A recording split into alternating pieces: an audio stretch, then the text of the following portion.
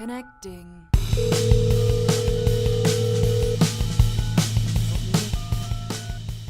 Hello, all of you listening. My name's Alicia Kraft, and you're listening to a Musicians Help Desk podcast Connect Call, brought to you by the Music District.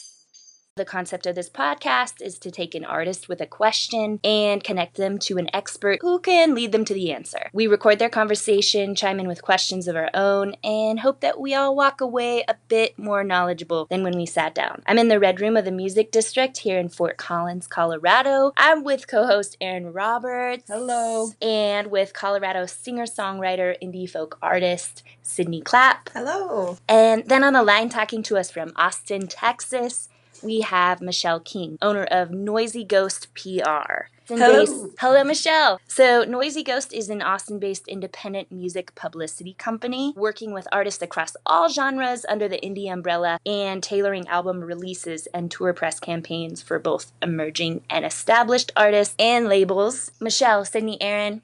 Hi. I'm so stoked to be talking with you right now. This is something that comes up a lot with artists that we work with here who have just invested a large amount of time and energy and creative love into a recording project, and at that point they just want to do the best they can to get that album into the world. We're going to talk about that today, and we're going to start over here with Sydney. If you don't mind just telling me about your current musical endeavor, what you've been working on, what you're hoping to do, and basically what led you to this moment where you're considering a publicity campaign for your work.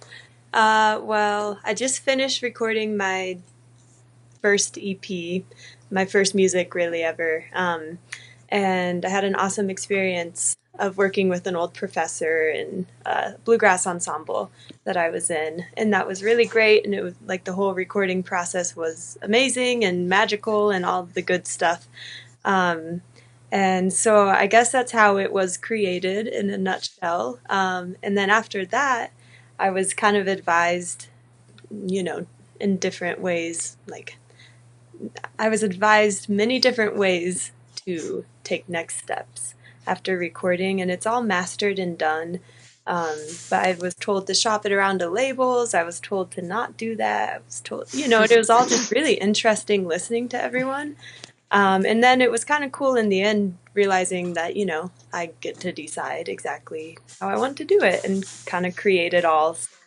Right now I like the idea of having that option to kind of create it all, not being attached to a label or, so that's where I'm at right now on the business side, trying to maneuver all that while maintaining a creative lifestyle.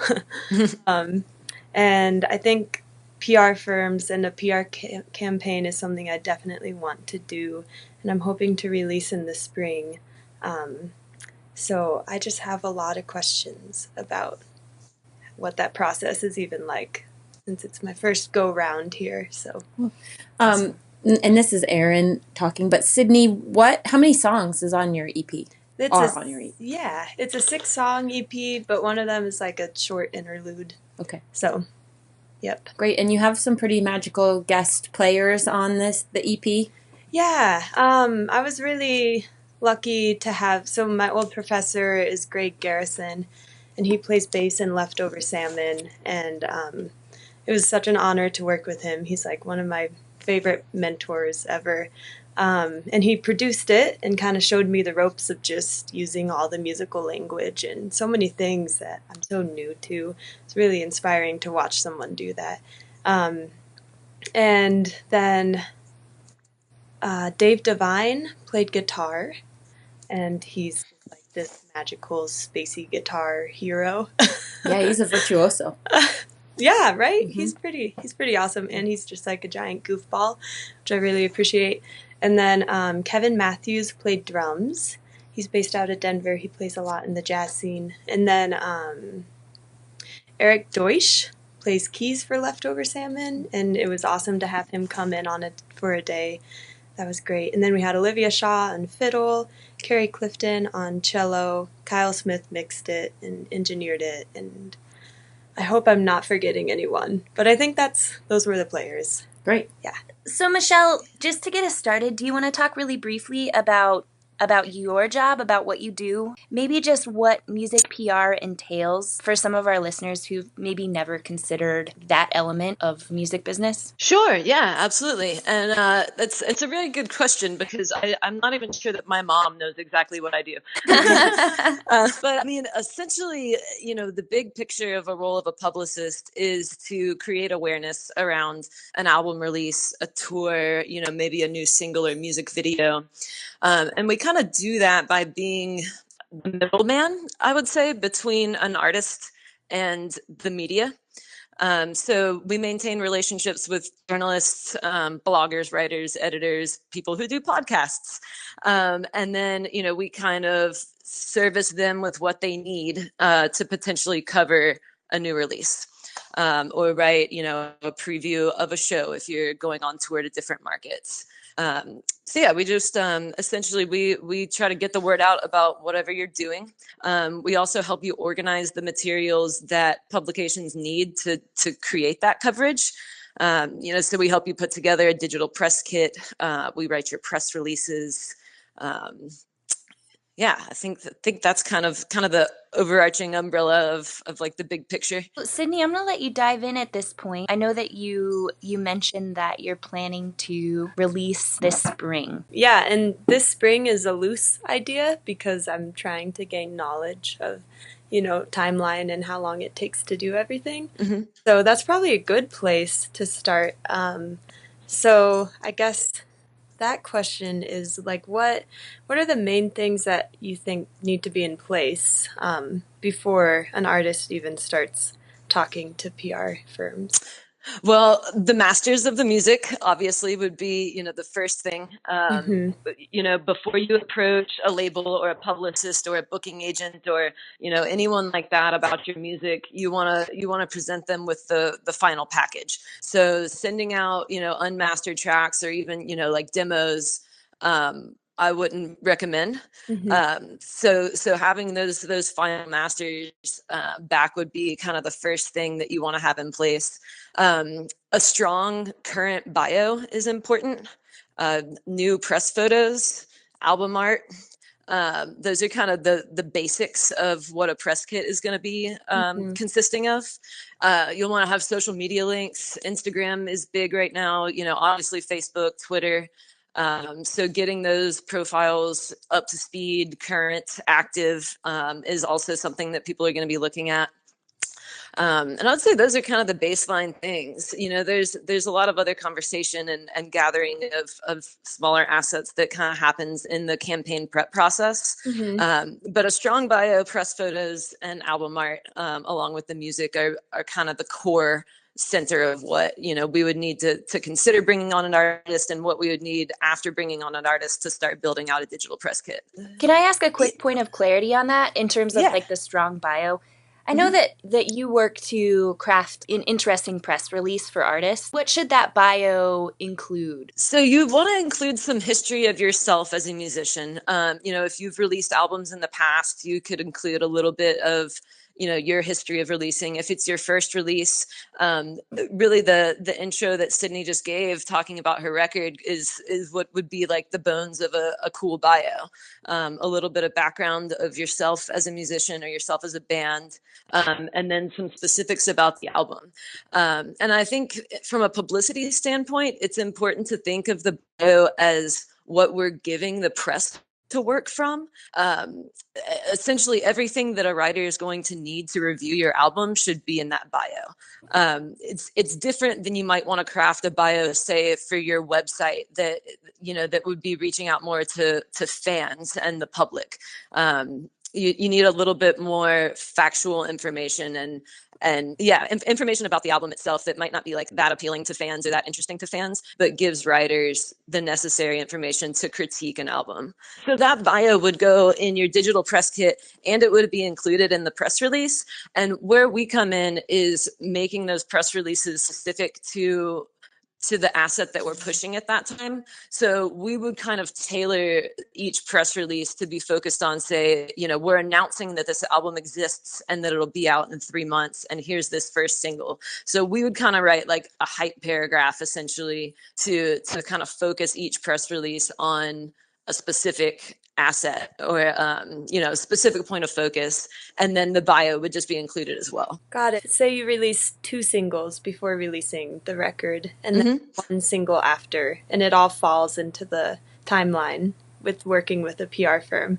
So like Mm-hmm. for each single, you basically would kind of discuss with a PR firm, like would the artist discuss with the PR firm genuine real story about like the song, or just Yeah, that's writing points that are unique to each song? Yep, and that can really vary a lot, based on the artist and the song or video that we're talking about. Mm-hmm. The story can really, really vary a lot.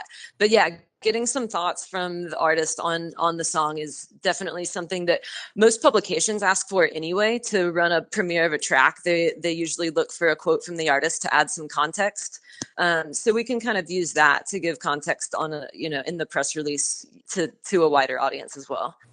Obviously, there's a huge value on having visual content Mm-hmm. with a single release. I guess, how does it work if you don't have, at what point should you have all of that developed before you even approach PR firms? No, I wouldn't say that you need to have all of your video content ready before you approach a firm. You would need to have video content ready at least a month before you expect it to be out, is usually what I kind of give my bands as a benchmark. The time that it takes to both get a premiere outlet interested in running the video or the song, Mm-hmm. and then also to find time where it fits on their editorial calendar, can take a little while. So, it might take me a week or two to get somebody on board and say, yes, I want to premiere this video. And then they take a look at their calendar and they're like, I can do it in 3 weeks from today, for instance. So those timelines can vary a lot, but yeah, you don't have to have all of your videos ready at the onset of a campaign necessarily, especially if it's going to be a several month-long campaign. Okay, got it. So you should have like the general bio developed, but it's kind of more of a collaboration between the PR firm and the artist to develop the stories. Yes, definitely. Points. Okay. Yeah, and so if a artist comes to us with a a weak bio, for lack of a better word, Mm-hmm. then we would work together and sometimes even bring in a professional bio writer who often is a music journalist who does bio writing gigs on the side, so they're well versed in how things are supposed to be presented. But yeah, that's stuff that we work together on towards the beginning of a campaign. Before we are ready to announce an album, we'll have that bio fleshed out and where it needs to be.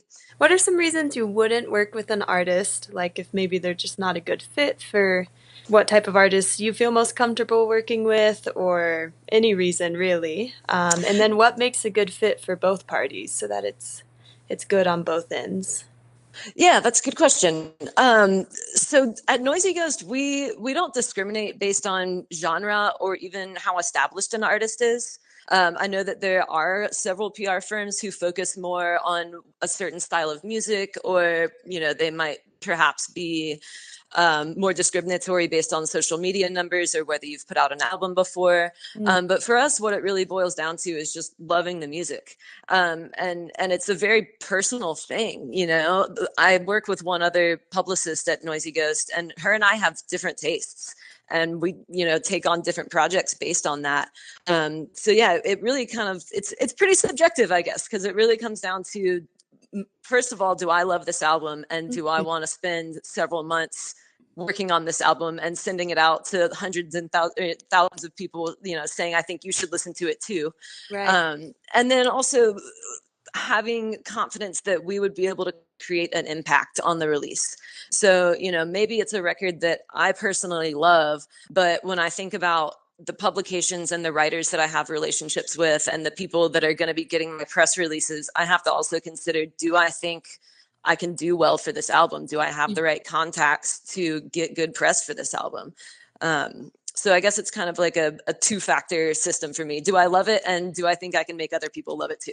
I have a question. Let's say Sydney, she has all her information in place. How far in advance would you want her to reach out to you all? And what would you recommend? Because Sydney has a 6-song EP. What would that campaign how far in advance would you want to start talking to her? And then what would that campaign look like? How long would it be? What would be her options? Or is there a flexible length of the campaign? And Yeah. what would month to month look like? Yeah. So when Sydney said that she was planning on releasing her album in the spring, but that was tentative and flexible, that's like something a publicist is going to love to hear. Because planning a campaign timeline, it's not, if an artist came to me and said, I'm releasing my album on November 16th, I would say, I'm sorry, even if this is, a platinum record, like, we can't do anything for you. So I would say 6 months in advance would be pretty good. No less than 3 months in advance of a release, up to a year. So it's kind of flexible. But the process of getting a campaign rolling can take a month or so. And then a campaign length for an EP would be 2 or 3 months. So we'd be looking, 5 months out from her contacting me for the album to actually be released. And campaigns can vary in length and scope. Like the industry standard for a full length album would be 3 months, and you're often seeing that extended to more like 4 or 5 months.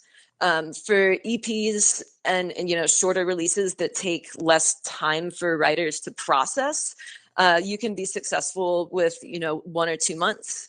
But you're going to expect more short form coverage for a shorter campaign. So more blog posts, song shares, playlisting, stuff that doesn't take that long for writers to crank out. For longer campaigns, you can hope for more full-length album reviews that, it takes longer to get through the editorial process, features and interviews that take longer to put together. So that's kind of the difference in what you're going to see from different campaign lengths. But yeah, for a 6-song EP that's the first release from an artist, I would generally recommend 2 months. It's interesting talking to different artists about this. We were just discussing how there's so many different subjective experiences, based off of who's working with the PR firm, whose PR firm it is, who the artist is, what their music is. It's just, there's so much that's subjective and kind of unknown about it all. So I've heard wonderful things like, yeah, obviously you do a PR campaign for every single release. And then I've also heard just terrible, painful experiences working with PR firms where it just totally I've heard scams. the same. So what is out of your control that kind of makes for a pleasant or unpleasant experience? Or what are your thoughts on that, I guess, all of that? I think the hardest part about my job is the lack of control that we have. It's the nature of the game, because you can have an amazing song that's even a great fit for this writer. Say Chris at Stereo Gum would absolutely love this song, and I know that he would be down to write about it, but Chris is on vacation the week that we're planning on putting it out. Or, Chris is having a stressful day and he just deletes 100 emails from his inbox because it was too overflowing. So there's a ton of factors that are outside of our control. And the only thing that we can really guarantee is that we're going to do our best. And I totally understand that it's a hard thing to invest in when there's no promises. And it's hard even to calculate your return on investment when you are seeing press. So yeah, it is kind of an interesting beast in that way. But I would say be cautious of anybody who makes you promises. Going into a campaign with a publicist or a firm that promises you coverage in X, Y, or Z publication, that's a huge red flag because they can't promise, there's nothing that they can do to have the control over that situation 100%. So yeah, I would say that, and also be cautious maybe of firms that have really massive artists on their roster. Some of the horror stories that you've mentioned, I've had bands tell me similar tales, and a lot of the times it seems like they got really stoked that this big PR company was interested in their release, and then paid all this money and didn't get the amount of attention that they deserved because that attention was going to that firms, big A-list artists. Got it. And it might seem cool, like I'm so stoked that I'm gonna be like on the same publicity roster as this band that I really love, but then it doesn't always work out so great. That was actually one of my questions, is what to be cautious of, especially as a new artist. I was talking to another guy who does PR, and he mentioned that he left a firm because it was really unethical, and he watched his colleagues just blatantly kind of take advantage of artists who are new to the whole entire knowledge of negotiating deals and what PR is, and so that's really helpful. Yeah. It gives us a bad name, and it really upsets me, to be honest. Yeah. And because you can tell somebody all day, I promise I actually care about my artists, but if they've had an experience of getting burned in the past, it's hard to paint a better picture of what PR can actually be when you're getting what you pay for, and when you're getting the amount of attention from your publicist that you are paying for. Michelle, one of the things that I always appreciated about working with you is all of the reporting that you provide back. That always gave me a good indication that you were actually contacting people, and it was even helpful to get the bad stuff back, like the stuff that was like, yeah, this song isn't, we're not taking this song because of A, B, and C reasons. It allowed me to grow as an artist, because I got some really crucial feedback that my friends and family would never give me. So Yeah. Can you speak a little bit to what you provide artists, and kind of what the industry standard is for, and where you might go above that in what you do? Sure. Yeah. So our reports come monthly. Sometimes I will send them out more frequently than that if there's a lot of activity and things that the artist needs to be aware of that are coming up. So our formal reports go out once a month, and there's a ton of communication in between these reports as well. Like, I talk to my clients almost on a daily basis. But in terms of the formal reporting, we send over first a breakdown of kind of like big campaign activity, like we call it checkpoints. So, a press release goes out on October 3rd. So that's marked as a checkpoint. A song premieres on October 2nd, before the press release, and that's a checkpoint. And then we list out all of the live coverage that the album has received so far, or the EP. So any shares on blogs for the EP, any reviews that have come out, any interviews, so all the coverage. Basically, we just scour Google for the artist, pull up everything, and scan our email inboxes and drop everything in. And then, as you said, we do also provide feedback, whether it's good or bad.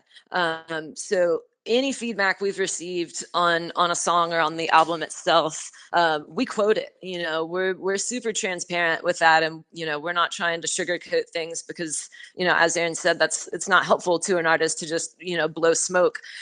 So we are really transparent with the feedback that we receive, and I think one thing that might be different in our reporting versus I know that a former company that I worked with provided a list of what they said to be all of the outlets that had been contacted about the record.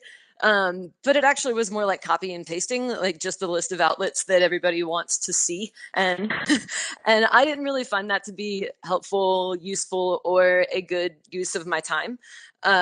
So we just kind of assume that we're contacting the right people. And if we haven't heard back from them and they're not included in the report, but you're curious, then I can say, like, yeah, like we did reach out to these writers at Pitchfork, and, we haven't heard back yet. But I don't spend time to go through my outbox and literally list out every person that was pitched, because I prefer to spend my time pitching than making those lists. So yeah, that's kind of what a report looks like. It's just got, a current rundown of coverage for the campaign, and then anything that's coming up, or any feedback that we've gotten.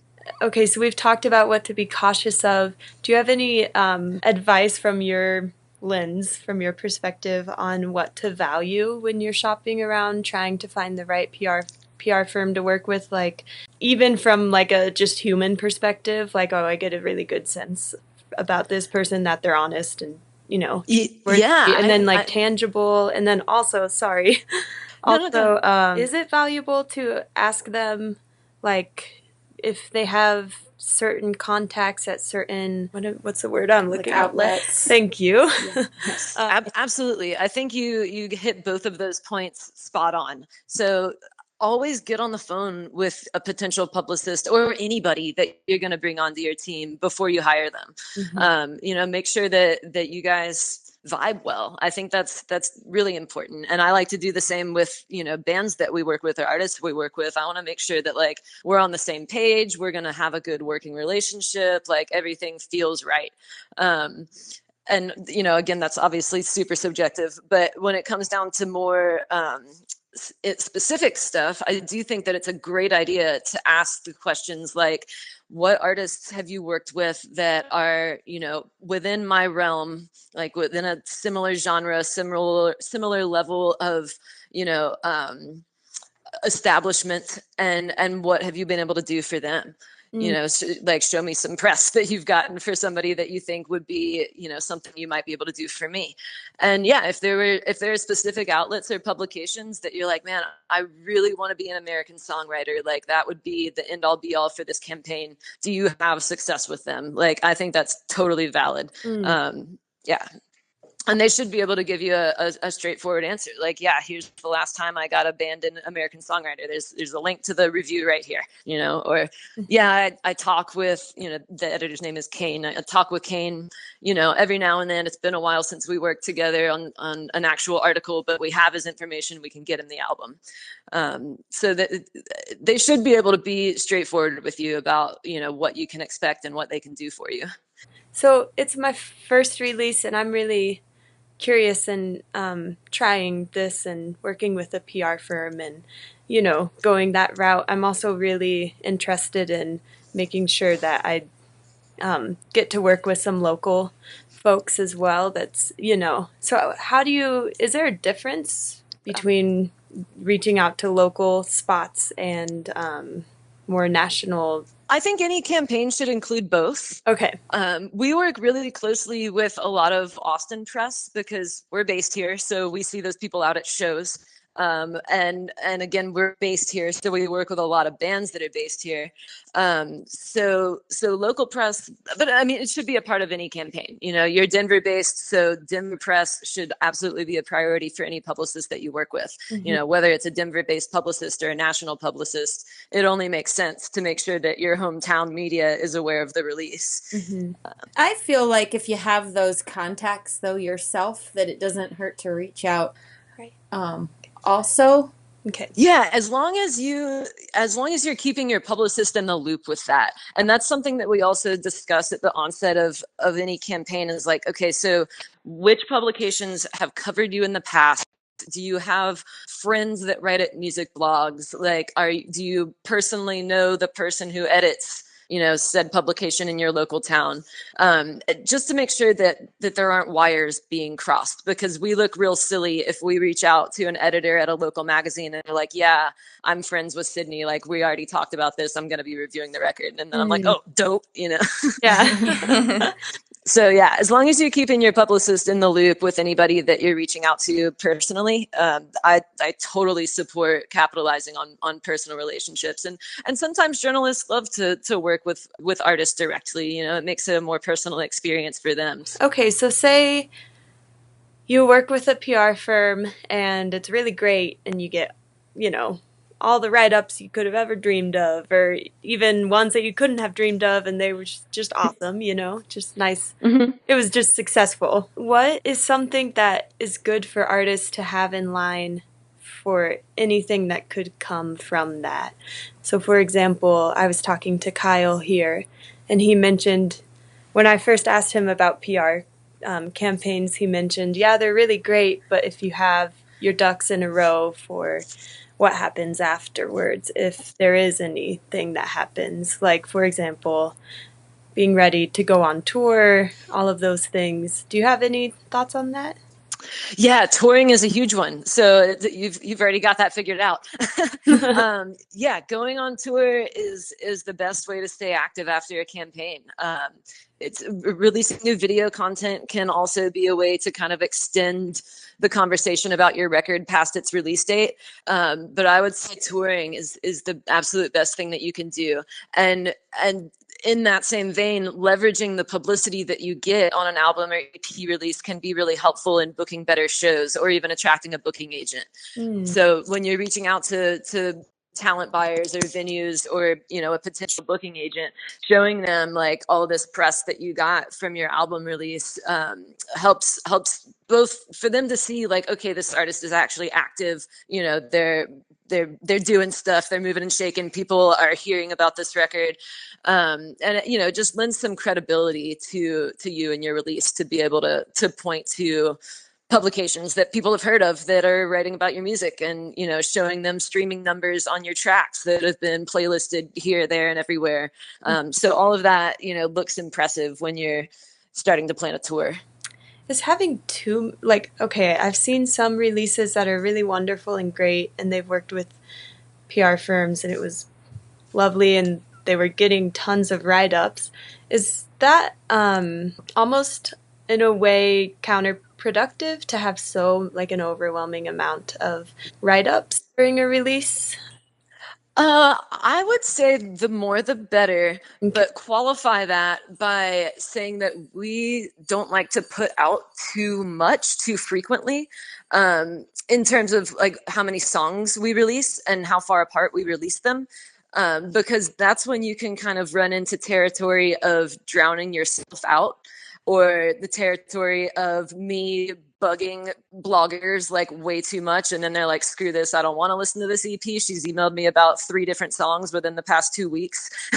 So we try to really spread out the release of songs and videos leading up to the album, so they're not oversaturating you know, our media contacts.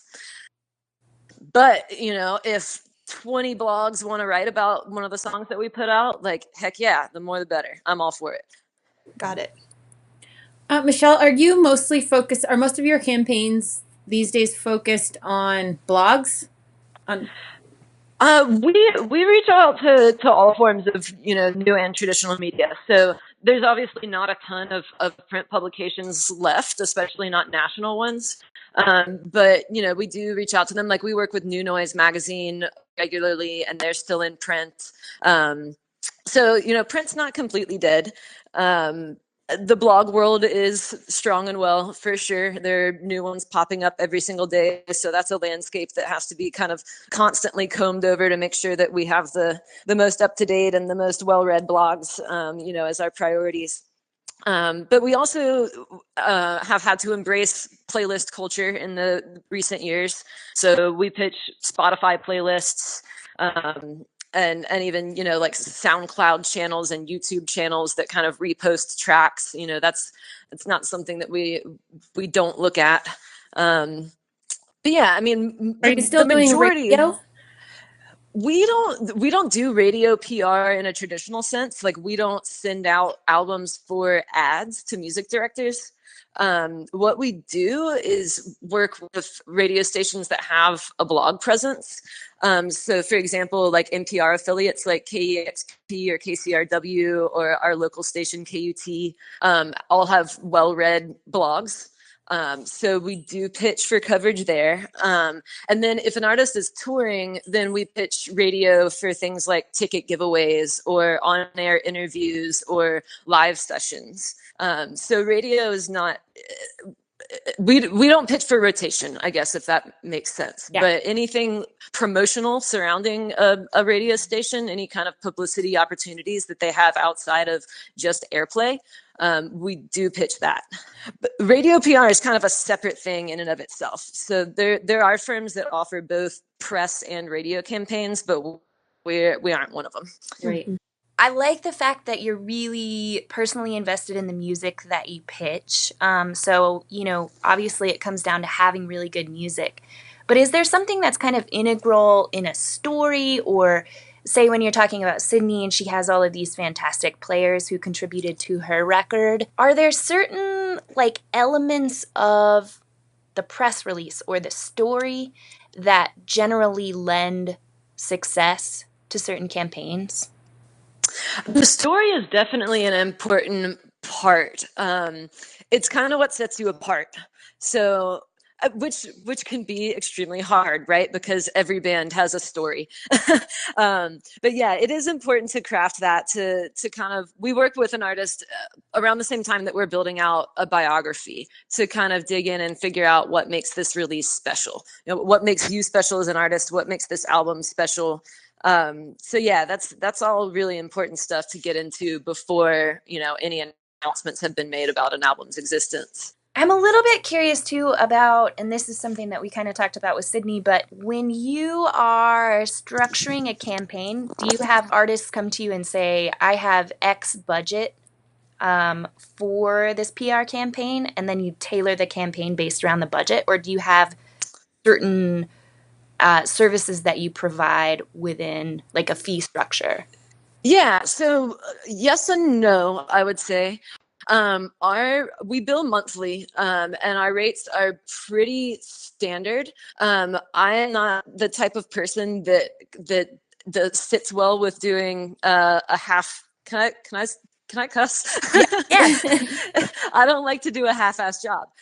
So if I'm going to take on an album, there's in my mind, like I can't cut corners. Like I wouldn't know what that would even look like. Am I supposed to send out your press release to half my list? Am I supposed to like not pitch it to certain places because you didn't have the budget for it? Like that just doesn't feel right to me. So I would say like the way that we are able to work around or work with an artist's budget is just the length of the campaign. So, if you come in with, I've got all the money in the world, then cool, we'll run a 3-month campaign. It costs this much. And if you don't, then maybe we look at what we can do in a 1-month or a 2-month campaign. And then kind of at the even smaller end of that, like we have artists come to us and they're just completely, a campaign is like not even close to within their budget. We can work with an artist on just a single release. And that's kind of our most affordable, easy to do package, which would just be the premiere of a song. And that could be paired with like the announcement of a record. You could use that to kick off a record campaign that you might run for yourself after that first press release and premiere. But yeah, that package is a premiere of a song, a press release, sending that premiere out. And then we do like 2 rounds of targeted blog follow-ups. So it's just a really mini, like lasts about 2 weeks, like in and out, one-off kind of campaign. So yeah, the level of budget is kind of just, or the time length of the campaign is what really establishes what the budget needs to be.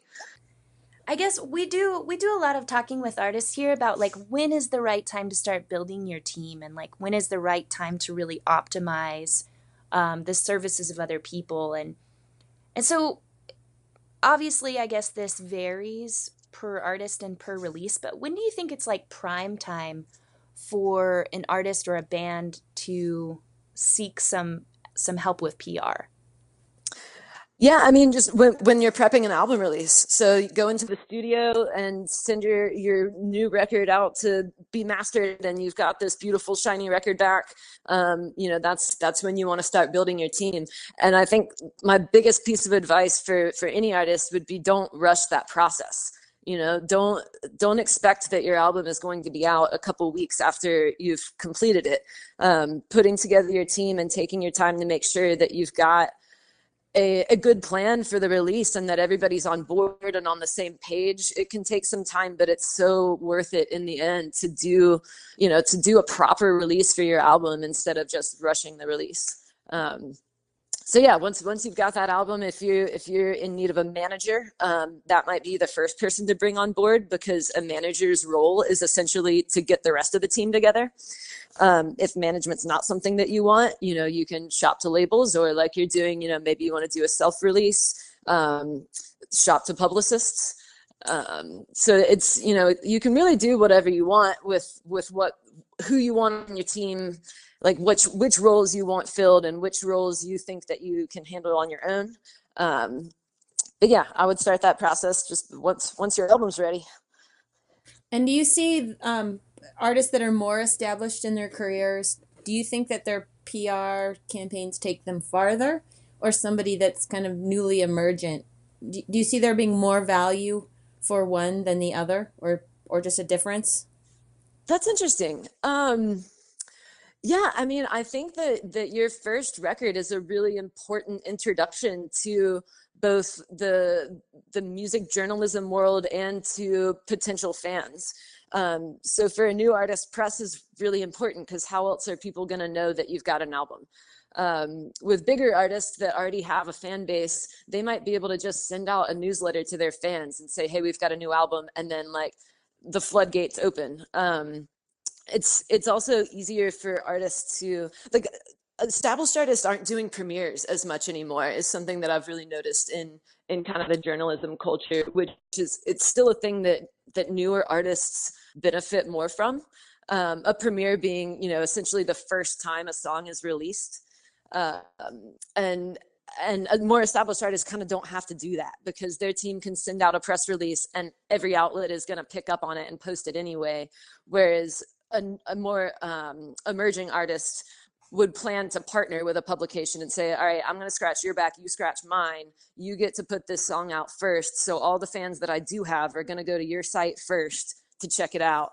And, you know, so in theory, increase traffic to your site. And then it's good for me because I've got my song up on this big publication that is going to have readership outside of my current fan base. So I don't know, that might have veered off topic a little bit. No, that's perfect. That's perfect. Yeah, I think there's definitely a difference in the type of press that you really are kind of going after as an established artist versus an emerging artist. Right. Right. Well, we are coming up to basically the end of this hour that we've allotted for this conversation.